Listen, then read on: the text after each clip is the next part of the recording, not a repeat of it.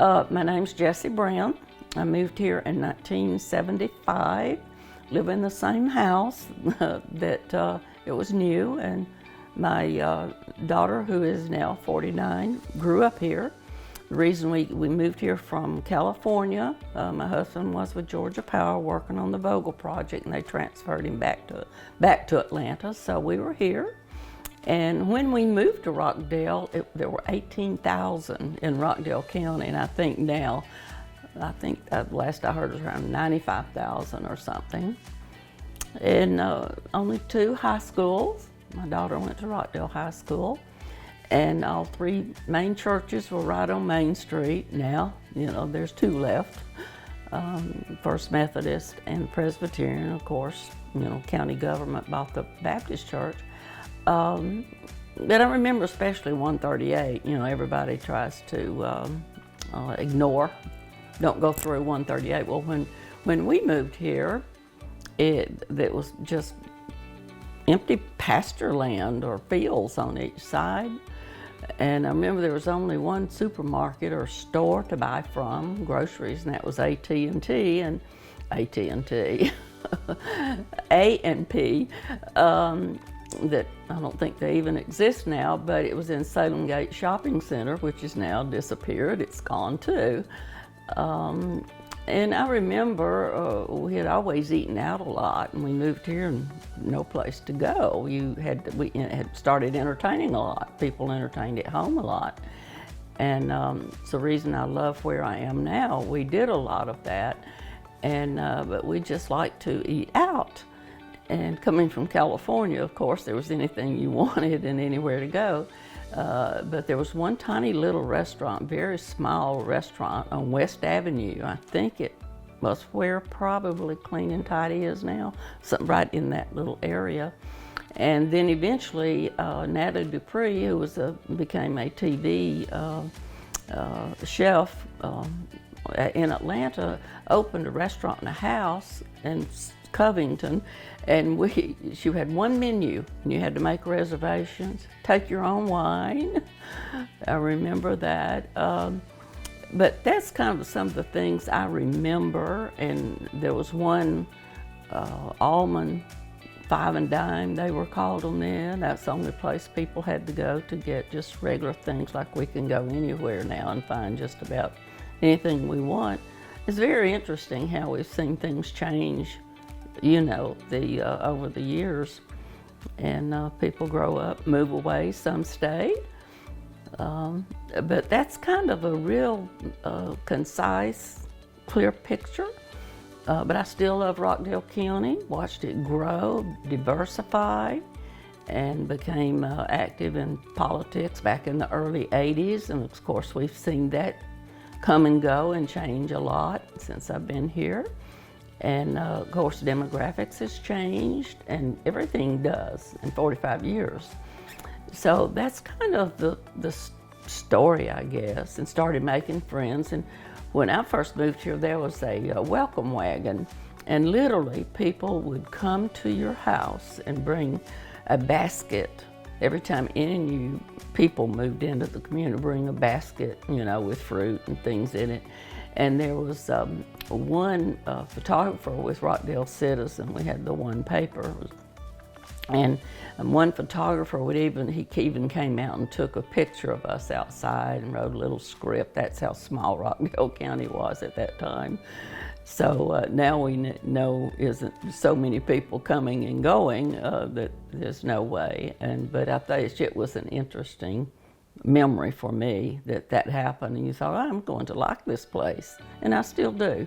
It's home. The one I remember most that was here for 25 years was Michelangelo's, and it's right on Railroad Street, the big older home. At one time it was a nursing home, and 2 brothers from Italy had scored Atlanta, just scoured around, and finally heard about Conyers, read about it in the paper, and came here and renovated that house, and we're here for 25 years, and it was the place to go.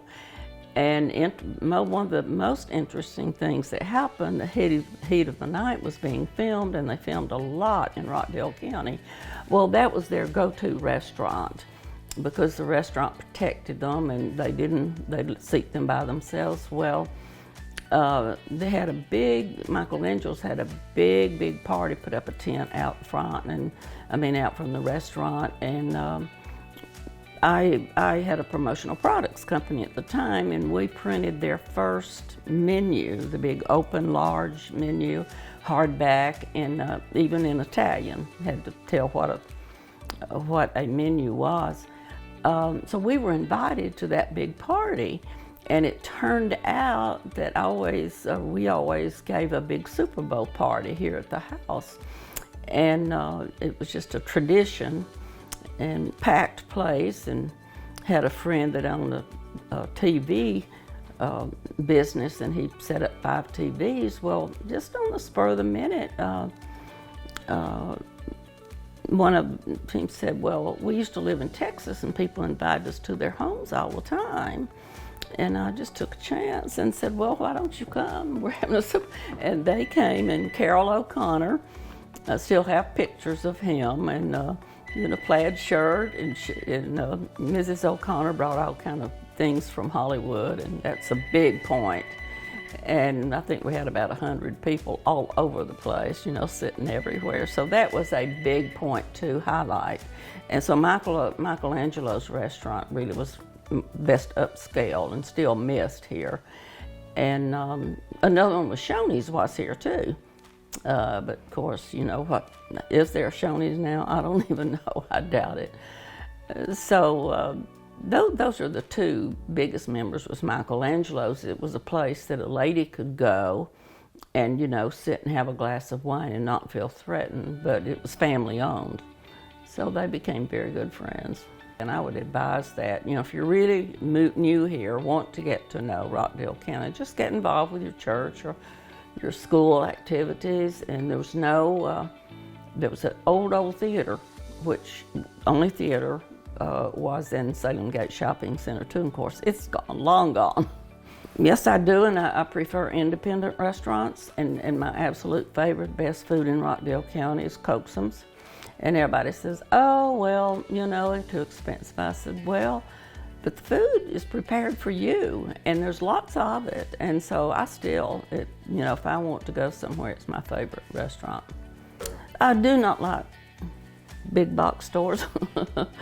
And there were always boutiques here. I remember shopping for all my dresses, a little dress shop, but not right here that I immediately think of. I usually, when I have to get something like for grandchildren, something like that, I'll go to Kohl's, or especially Belk's. It was easy before, but I'm like everybody else, avoid 138 if I can, but where I live, I can go straight into Old Town and take Parker Road across.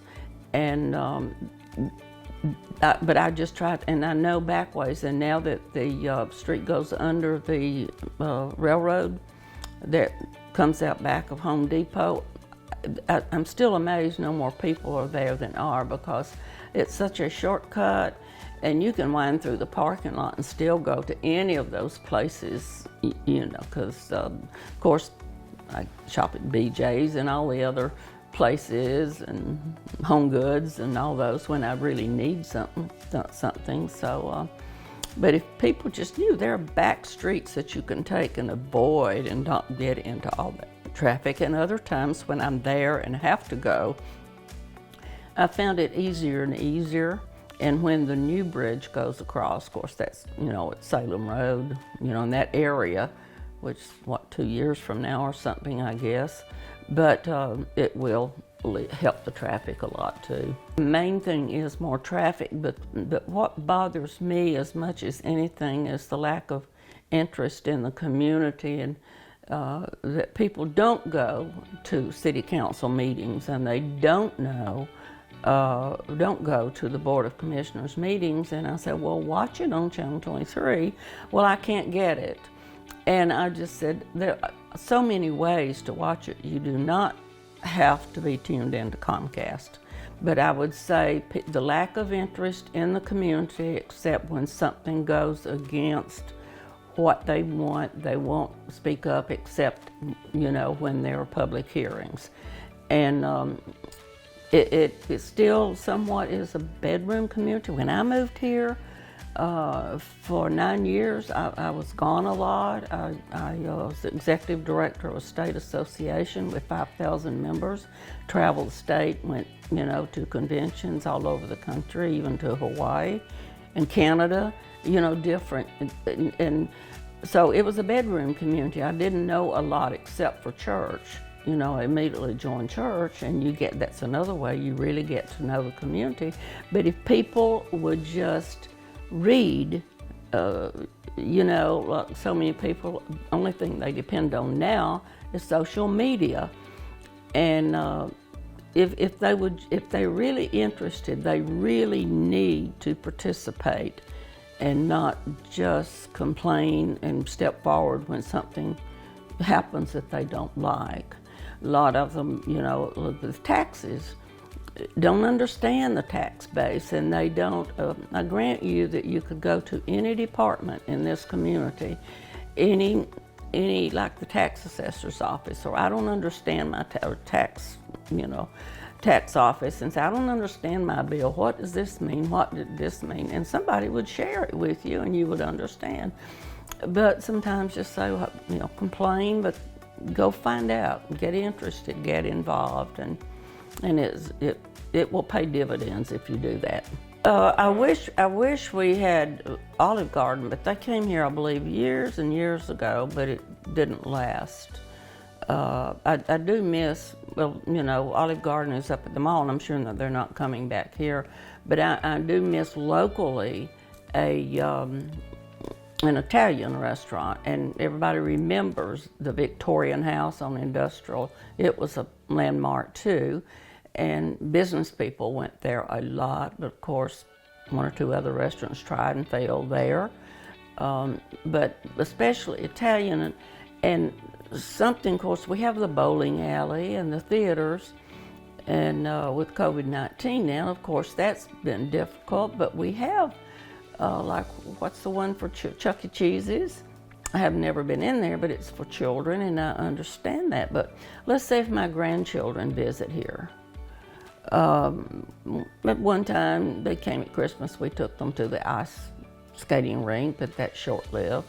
That there's nothing here to keep single young adults, and there are more and more young adults that are even into their 30s before they get married, and there's just nothing to hold them here. I know of a perfect example, a friend of mine's grandson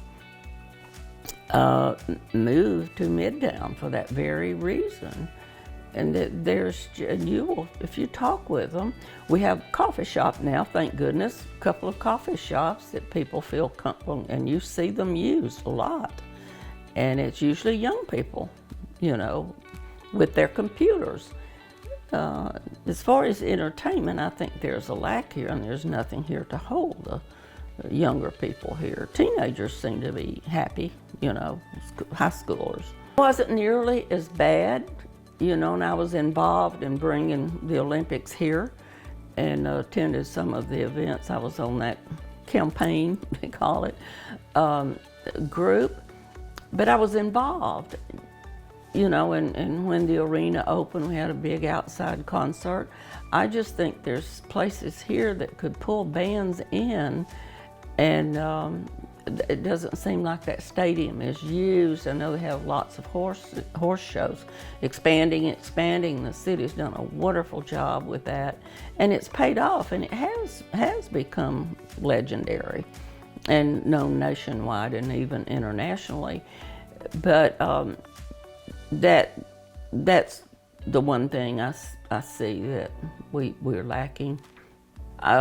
School system, is the one thing, and Interstate 20, that they can go anywhere. It's kind of in a central point that people can go anywhere shopping. It's only 30 miles, so many people can go into the Symphony. It's what we did. We belonged to a wine society. It was in Atlanta, wine society. And so if there's, of course, the Arts Council here doing a good job, and the New Depot Players, I usually usher for that. And there are things to do, but so many people, it's a bedroom community still. What drew them here is the attractiveness of a small town. You know your neighbors next door. If you live in an apartment in Atlanta, you usually don't. But they just love the urban. If this is not far enough out and they want kind of further out, it's getting further and further to find, the big lots. I have a friend right now that's looking for 10 acres way out somewhere just because of the traffic here. And also when you don't have children here now, like I don't, and families aren't 2 and 3 generation. I think Rockdale County is an exception to that. Lots of 3 generation, even 4 generation families here. You'll find that out as you talk with people. But once the children are gone, and so many parents follow the children. The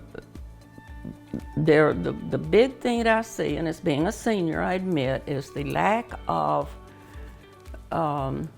senior living here. I think that if a developer would really look at this community, there's like 1 or 2 apartment complexes, and there's more being built, but I just drive around sometimes just to see, what the construction is, and there is a big lack of around the clock care. Then people just a lot of times are forced to live with their children. They don't have a choice. I think that is a big one because seniors are living so much longer, and so many stories of my friends that will say, "Oh, I'm getting moved to my son and daughter, and then he got transferred, and so they're going to another state." So it's a real issue here that so many seniors would prefer to stay at home, and they can't, because there aren't smaller units to go to that are reasonable and affordable.